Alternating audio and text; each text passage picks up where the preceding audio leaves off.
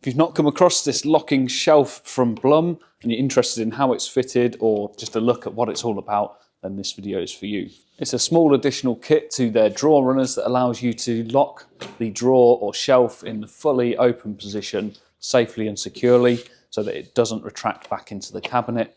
And it's a very simple unlock and return out of service. So it's a very nice little addition to any kitchen or utility, or even office space where it could be used as a writing desk. There's no video sponsor for today's video, so I am promoting my own paid community, which helps fellow professionals and high-end DIYers further their knowledge and skills within this industry and this trade. So if you're interested in that, I'll leave a link down below in the description for you to have a look at that community to see if it's of interest to you. I'll just show you the fitted system before we get into the full process of installing it. It starts out life as basically a set of normal drawer runners. You do nothing different with the install of the actual drawer runners themselves. Whatever size runner you're working with, you can make a shelf to suit. The only difference is you get these two clips that go on the third hole back from the front of the drawer runner when you're installing them. The difference comes in the drawer or the shelf part of this. It's very different from a normal drawer box. So for a start, you need to have more allowance on the sides of the drawer because you've got the plastic mechanism that sits out from the side of the drawer here. So you're going to have a bigger gap from the edge of this shelf to the sides of your cabinet than you normally would on a drawer that you're making, which in turn makes the strip underneath, the lip that hides the mechanism of the runner alongside the edge of the drawer, thinner in itself. So it's 21mm from the outside of the carcass to this inside edge, and then this strip here is 10mm. So we've got an 11mm gap from the edge of the shelf to the outside edge of the cabinet. And then if you go on the Blum website and look up the instructions for this, it's a little bit confusing, but effectively the allowance in the front to the back of the shelf from where this clip attaches on to here where your normal drawer box would interact with the back of the drawer runner, you need to knock 28mm off of that measurement. So normally that nominal measurement, the drawer box measurement is less 10mm off the runner length. So I'm using a 400mm standard runner, a Movento runner here.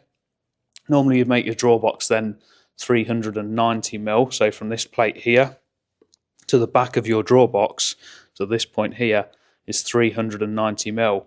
But because we're cutting that all away for this mechanism and the joining rod along the back of the shelf here, we need to allow a further 28mm off of that measurement. So the width from the front of your clip to the back of the shelf you're building is going to be the drawer runner advertised length, so 400mm less 38mm.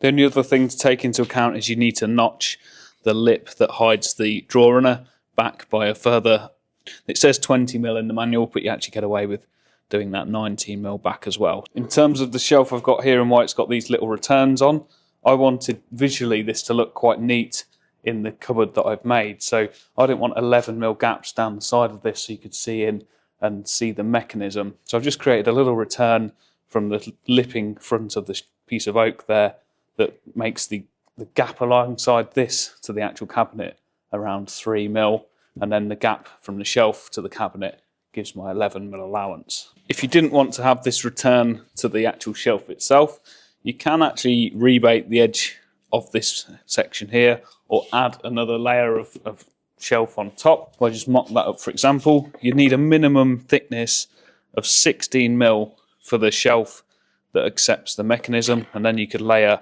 over the top of it like so and give yourself that lovely sort of 2-3mm gap to your carcass, and then your mechanism would also be hidden underneath the lever there, and that would still work. And if you're thinking about just doing an even height shelf all the way around, so down the sides and along the front, you can do, but you will end up seeing the drawer runners from the front of the cabinet. If I pop this back in here, the purpose of the lip on the front of the shelf here is so that it sticks down far enough to sort of hide the height of these runners here. So this sort of gap, and basically the gap down to the top of my worktop there. So you can see it's about 13mm from this piece of wood down to where that drawer runner front is visible.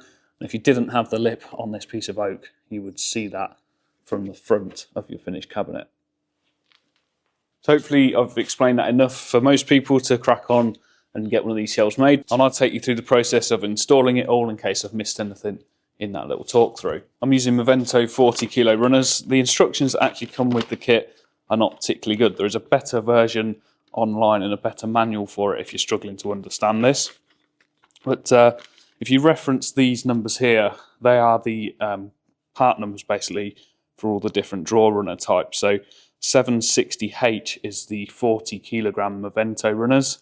766H is the 70, like the 60-70 kilo ones, the heavier duty ones.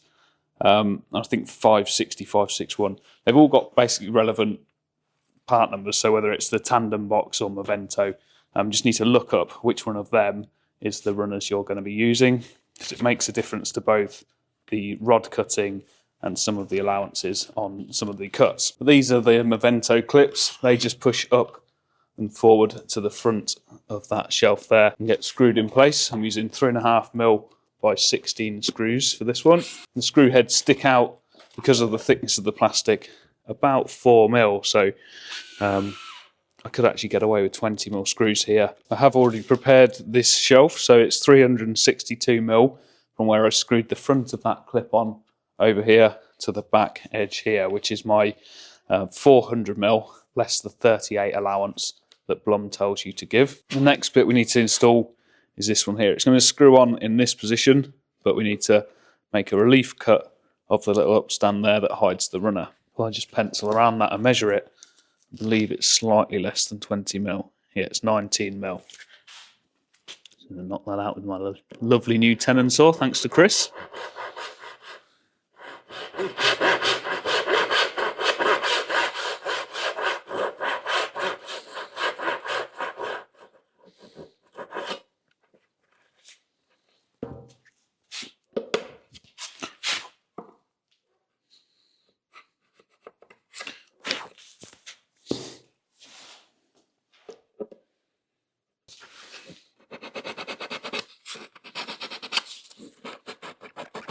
Because these screws are quite near the edge, I'm just going to pop a little pilot hole in there.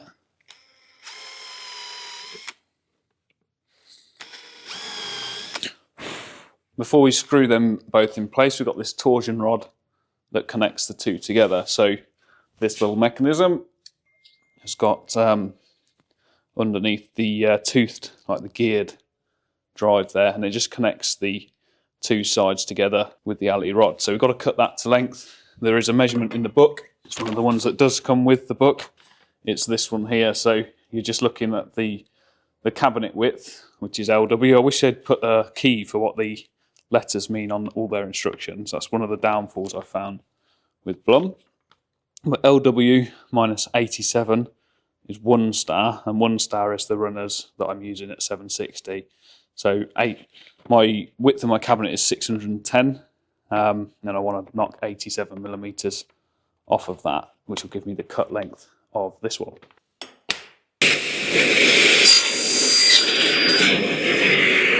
Nearly took that offcut in the wood box then. And then thread them on into the ends there.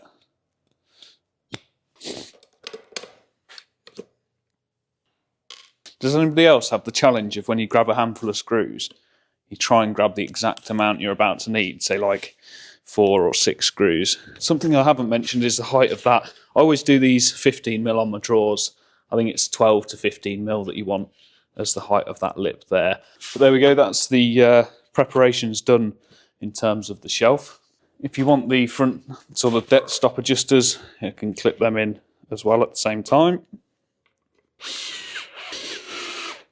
And that's the two sides connected together with that alley bar. Like I said at the start, you've got the plastic clip that comes with the kit that needs screwing onto the runners. It goes on the 3rd hole back to that front hole. Then you just attach the shelf like a normal drawer, drop it on the pulled out runners, push it past the clips that are initially there, engage it in the backs of the runners like so that the front clips click in and the backs are in these sections here. I'll show you again.